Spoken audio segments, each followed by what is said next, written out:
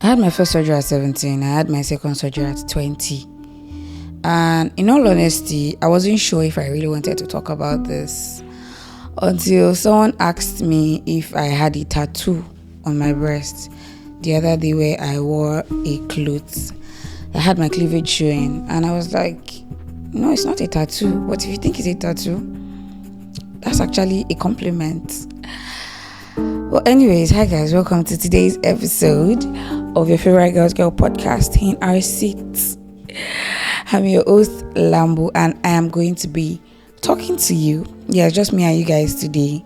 I want to talk to you guys about my personal experience going under the knife 2 times. So I have done breast lump removal surgery twice. First time I was 17. Yes, at 17. I was having my bath when I realized that there was something different from the regular lump. Every lady knows that there's this usual lump in the breast, but this was different. This was smaller. This was moving. Yes, it was moving all about. It was very, very different from usual, and I was scared. I was scared as fuck. I was scared to death. At that point, I was still living with my grandma. Yeah, so I was still at my grandma's place when I realized this thing.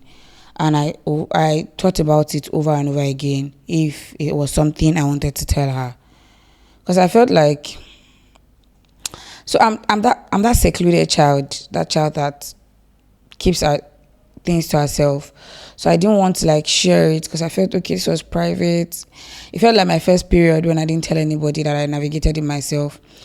But this one, now, it felt scary. I was much more scared. It felt scarier.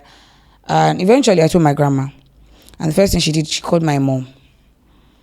When she told my mom, they swung into action. My mom had somebody at General Hospital Eco, the one right after the stadium, TBS. Yes, General Hospital Odon, Eco, on the island. She had somebody there. The person she had was a matron, head matron, I think. She's retired now. So I had access. But eventually I started my clinic alone. I went, first time I went to the hospital, I went alone. Mommy just gave me the address. We spoke on phone. She gave me the phone number of the person to call. I went to the hospital alone on my first appointment. I was lost. I had to navigate my way around. I got lost over and over again because I had to buy a card. Hospital card. I needed an hospital card. I had to do tests. I had to do blood work. I honestly can't remember the dynamics, but the first day at hospital was crazy because I didn't know what to do. I was just a 17-year-old girl trying to navigate that way. I just found out that I had breast lump. I didn't know if it was cancerous. I didn't know anything that surrounded the whole issue. So the reason why I was lost on the first day was because that day was the off day of the matron. She was not on duty that day. So when I called her, she told me that she was going to send somebody to me. The person could not reach me. So I was just in a maze. Eventually, I was able to get my hospital card, but I could not do the test and everything. So they rescheduled me for the following week. I think my appointment was on Thursdays. Yes, on Thursdays. But General Hospital, Lagos, no, not Lagos, General Hospital, you have to get there as early as possible because people even sleep at the entrance gate of hospital on the day of their appointments. If you get to a General Hospital by 5 in the morning, people are already there. I think my next appointment, the number I took was 100 and something. Because they have to do your BP, check your blood work, check your genotype. First, before they even assign you to see a doctor that is specialized in your case. So it took a lot for me to actually. So the second time I went, she was around. Luckily, I was able to bypass most of these procedures. Then she took me to the doctor. It was an old man. You know that this man has been in this work for a while. I was very, very scared.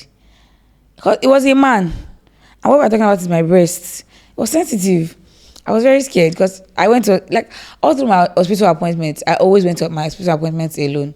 I always went alone. The only time my mom went with me was on the day of surgery, because at 17, I was still underage. They needed somebody that was old enough to sign, to give consent for the surgery and everything. That was when my mommy went with me on the day of the surgery. But all through the appointments, I went alone. When I would need to buy drugs, everything basically. So on the day of my surgery, they told me that it was like a 1 hour surgery, or less than 1 hour, maybe 45-minute surgery, and I was going to be awake all through the session.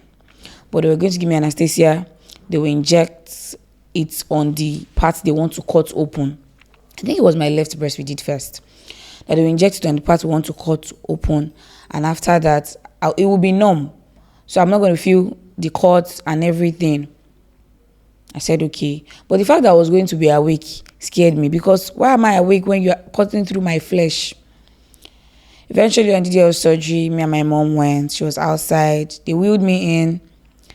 So on the day of my surgery, I forgot to remove my toenail paints. I forgot. I didn't know that it was not allowed. They wanted to wheel me back out. But because they said, Omo, like they mentioned the name of the matron. So the nurses, everybody usually calls me her daughter, because she's the one I usually go to meet whenever I'm already in the hospital. So they just said, mommy, kini koni, and they were like, okay, go swallow, but next time it's not allowed and everything. So they give me, so it's good to have access, honestly speaking. Like the fact that we had somebody in the hospital, it gave me leverage. If not, the appointment could drag for much more longer than we expected. So the surgery was about, was it 45K? It was between maybe 50 to 80K ish. Yes. And we did the surgery. After the surgery, I went to rest at the ward. They didn't place me an appointment. The reason why I had access to rest at the ward was because of the mommy nurse as well. So she's a matron. She has bed space for me. She just told me to relax a bit. So I would calm down. Then I ate, used my drug.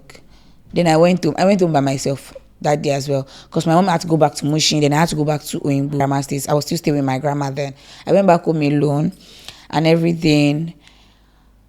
The surgery felt like, okay, that was the end, but that was actually not the end, because I was stitched on my breast, and everybody knows the breast is a very delicate part, very soft tissue.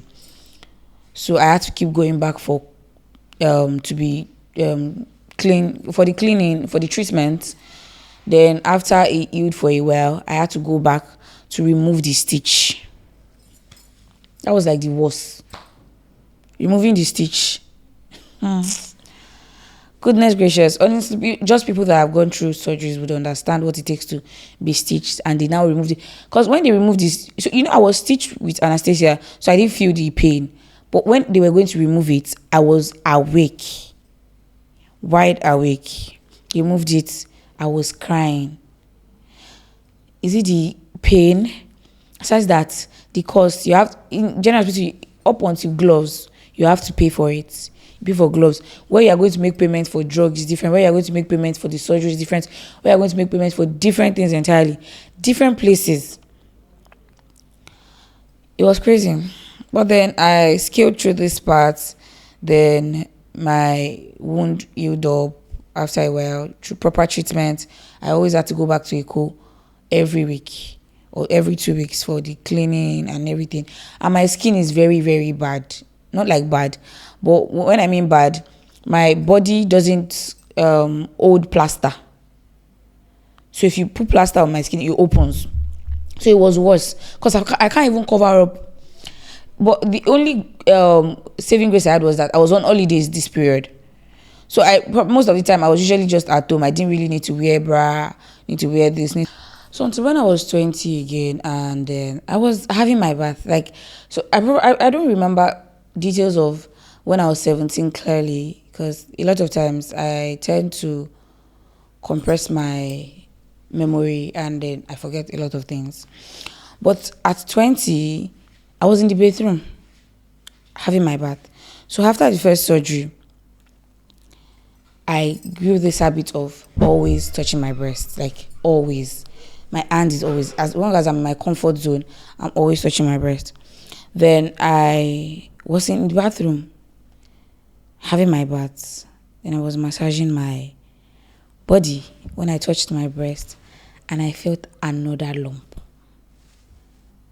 I started crying in the bathroom. I was telling myself, no, it cannot be. So I think I found out sometime in like maybe October, November, towards the end of the previous year. I was living in denial. I said, no, it cannot be. So after the first surgery, when they remove the lump, they are going to take that lump to the lab. You pay for that one. I think it's included or something. I don't know if it's included, but it's also part of the costing. They take it to the lab. That's like when your tension is usually high, because it's at the lab they are going to confirm if it's cancerous or benign. When it's benign, I think it's just like normal lump.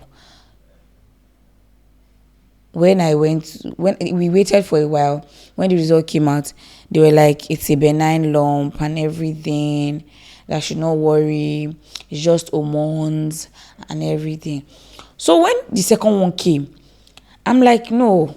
Like I was confused if it's actually benign or if it is cancerous. The first one was not cancerous, but even at that, the second one might be. I was scared as hell. God, I was crying. And then I was like, okay, maybe it's my imagination. I should check it every day. I kept on massaging my breast every day, every minute. My hand was always there. But unfortunately, it was actually there. I didn't come into acceptance until the following year. And I told my mommy again. Mom was like, no, that maybe it's just. I said, Mom, this thing has been happening since last year. And it's not like I knew about. Like, I didn't tell you on purpose because I wanted to actually be certain. And I actually don't want to take chances. That even if it's just to go to know what's going on, or maybe it's just to do scan, that maybe it's there or not. The first time, if I didn't even do scan, the doctor just pressed my breast, actually. Then he felt it. Second time, so I didn't do scan. So, I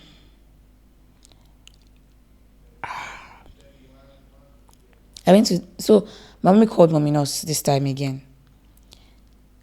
God now helped my life. Mommy Nurse was going to retire like the following month. So if I didn't even talk about it early enough, I will not get access to her again after she retires. She was like, Ogikiola, why didn't you tell me earlier? We would have come. I said, Mommy, I was scared. She was like, okay, she understands. Okay, I should come to the hospital. And this time, I've already lost my hospital card. I could not find it. You know, I told you I moved from my grandma's place to my mom's place. So I couldn't find my hospital card. I felt like I was going to start from the beginning. So when I went back to the hospital this time, they were not using paper or handwritten files or cards again. They were using this ATM style card. So the card has a QR code. On the QR code, they have your hospital data and everything. So they couldn't find my file. So this first surgery I had, there's no history of it in General Hospital, Eko. Like, there's no history. Only if they now start doing proper research for my file since 2020 what now? Was it 2020? No, not 2020. I can't remember. When I was 17, basically. Only if they do that. But aside that, I don't have an history of this first surgery. So the second surgery was on this side. So when the same doctor that did the first one was the one that examined the second one. When he saw me, he was like, my daughter, you're here again. And I'm like, I'm here again, like what? Is it that you want me to always come back? But then, this second time, I didn't even go through the stress of maybe doing the back and forth, blood test, body work, and everything. I just went, like, Mom Nurse just took me directly to the same doctor. She was like, Omo yin tu ti de o, omo te se kini confirm. So he did the same physical scanning. Like, I've not done scan. Me, I didn't go to lab for scan. Or let's match scan. I didn't do that. The doctor just used to use his hand to massage my breast. Second time he did the same thing. He felt it. It was like, Kekereni, there's just something small that I should come and do the surgery next week. Like, this second time was really fast. Like, he scheduled the surgery next week already. Like, it was like on Thursday. He doesn't think he has anything serious. There's no serious surgery and everything. That might not even be the one that will do it. He'll be one of his boys. I'm actually grateful that it was one of his boys that did it. Because I really like the stitch of the second surgery compared to the first one. So, I just told my mom that they've scheduled it and everything. There wasn't even proper plan. Mom said, so fast. They gave me quotation, price, and everything. I went to confirm. They wrote biopsy, induction, everything. They wrote everything for me. I went to confirm. I think I went for appointment twice. Because, twice. I think I went twice this second time. Then, this time, I was already of age. I could actually sign. I actually did the signing myself. But on the day of surgery, they still insisted that I come with somebody, that I might not be able to go back home alone and everything. I was like, I'm fine, that I can actually. They said no. Mom not even. I said no. Like, she rejected the idea. That why will I come to do my surgery alone? That I come to do my appointment alone. I'll not come and do my surgery alone. So my brother went with me. Me and my brother went together on the day of surgery. This day of surgery, I was very, very aware of what was going on. I didn't feel the pain, but I felt the knife cut through my skin. And I don't know if you've been to the surgery ward. There's always this mirror-like thing up that like reflects lights. I could see what they were doing from the mirror. Like, I could see the reflection of them cutting through my breast. I don't think I can get that image out of my head, except I decide to suppress it just the way I do to my memories and everything. I saw everything that they were doing and I was scared. They were telling me to calm down. I should stop shaking. I was shivering. Eventually, we were done with the procedure. They took me out. They wheeled me out. I went to rest at the ward as usual. But I'm saying as usual, as if, no, it's not going to happen again. Because I remember the first time it happened, when I was going back for treatment, cleaning and everything. There was this doctor that attended to me, and then what he told me was, it was like, okay, if I don't want this thing to reoccur again, I should get married or I should get pregnant. That is hormonal. When I have a baby, it's going to stop.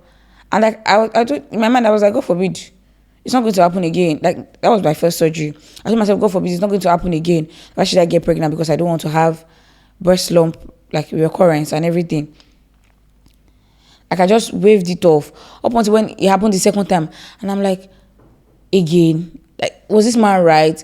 Like, he just played a lot of mind games in my head. So this second time, I didn't go back to the hospital for cleaning like that too. I went to, there was an healthcare center around my area. Because they were literally doing the same thing. I just need to buy my spirits, cotton wool, gloves and everything. I just need to go to the hospital and take my hospital card to ascertain that I did the surgery at the hospital. And that was what I did the second time. I just went to a healthcare center around my house. They did the cleaning for me until when it was time.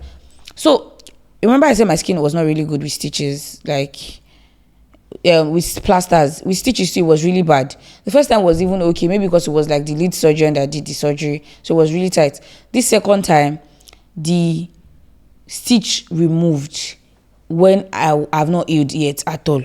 So it was worse because they had to remove it from my flesh. Like, they removed the stitch from my flesh at the healthcare center, and I was in tears. God, I don't want to experience it again. I was in tears because the breast is a very soft tissue. So they cleaned it for me. So that time, I always had to wear maybe a bra or a bralette. Because if I let my breast lag, or what's that English? Yes. It's going to expand the surface of the surgery. So I always had to wear something to keep it in check. Oh, God. So basically, I went back to the hospital after a while. Because definitely, I still have to go back to the hospital to be cleared. This time, I saw the lump with my eyes. Like, I told them immediately after the surgery that I wanted to see the lump. And they showed me. It was very, very slimy. Sorry, disclaimer, I was not meant to say that. But then I saw it with my eye. It was being like and everything. And I had to go back to the hospital for checkup, to be cleared. Then they took it to the lab again to confirm if it was cancerous or not. Another waiting period. It was giving, I want to hear if my boyfriend wants to break up with me or not. But that one was worse. But they were like, okay, it's benign, it's not cancerous, it's hormonal, it's my body, I don't know. Like, I can't even remember the exact reason, but it was crazy. It was a crazy experience, one that I don't want to relive again. Because now I have 2 scars. if the person that actually asked me if I had a tattoo, maybe I'll eventually draw a tattoo, because this one is more evident, like it's in the upper area of my breast. Like maybe if you see me and you see a scar, it's a scar that I survived. I came, I saw, and I conquered. Yes, because going under the knife 2 times for the same reason. Now, if I feel anything sensitive, even if it's not lump, I'm usually alert. That's why it's advised as a woman, you should not be alien to your body. I remember talking about this experience on my status one time, and different people came up to me to talk to me about their experience. A particular lady had 8 lumps. We're keeping her private, but she came back to me to tell me that she even did like proper scan. You know me, is the doctor that was doing hand massage and everything, but she did a proper scan. They found 8 lumps. Everything was benign, but she went through hell, because you see, mine was like, it was in a particular place, so they just had to cut open that place to remove it. But as it was all around, so they had to cut around, then use this hospital tools to like look for the lumps all around. These things are very common. We are just not aware of it. We are not aware of our surroundings. A lot of people can't look at themselves naked in the mirror. As women, you are scared to touch yourself. You are scared to feel your body. Massage them. It's yours. If you don't massage, who wants to help massage it, man? Before the man massages it, you should massage it yourself. Feel it. It's your own. Don't be alien to your body, because these things are in your bodies and we don't know. And eventually, if you don't pay attention to it, mine was benign. Other people's own were cancerous. They had to cut open. I have somebody who lost her friend through it. Her friend, may her soul rest in peace. Her friend is late. Her friend was actually still benign, but she didn't make it through the surgery. Like, she died. So please don't be alien to your body. Touch yourself. Feel your body. Touch your body. Like, if there's a change in your body, you should be the first person to know. Right now, if I have aches in my breast, I would know, because I touch these boobies every day, every time. So if one is fuller than the other, I know. If one is tender than the other, I know. Like, I realize on time. So please don't be alien to your body. And also, when you find out these things, don't let it drag too long. I let mine drag too long because of fear, because I'm the type of person that doesn't talk. Me in sorrow. My mom will say, okay, like, I have a very, very strong private heart. Like, I don't allow people access into it a lot of times, especially men. Men are bad people. Yes. But anyways, yeah. The point is, don't be alien to your body. Be very, very familiar with your body. If your legs, if your face is looking, you should be the first person to realize. I saw a video on on TikTok rather, sorry. So this lady, there's this medical condition where a part of your body, of your face feels paralyzed. She found out on time, and that was what saved her. She was always making videos. Then when she watched her videos, she was always making videos with her back camera. So whenever she watches the video again, she realized that one part of her face is smiling and the other part is frozen and everything is paralyzed. It's not moving, like the nerves are not working. She raised the alarm immediately. And then she went home. They went to this hospital. They began to do physiotherapy for her.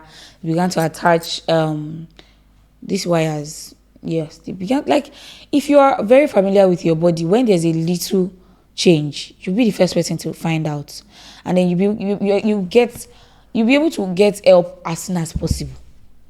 So please, I beg you. And also, for clarity's sake, the hospital I did my surgery was at Odon, Eko. General Hospital, Odon, Odan, Eko, yes. So on the island, right after TBS, or right after Muson's Center, Yes, just in between those places. Yes, just check it online in case you want to make inquiries, in case you want to. And if you want to, like, if you need a safe space, just text me on Instagram, Duni Lambo. I would always be available to answer your questions. Like, ever since the first time I talked about it, a lot of people came to me to talk about their experiences. People are going through these things.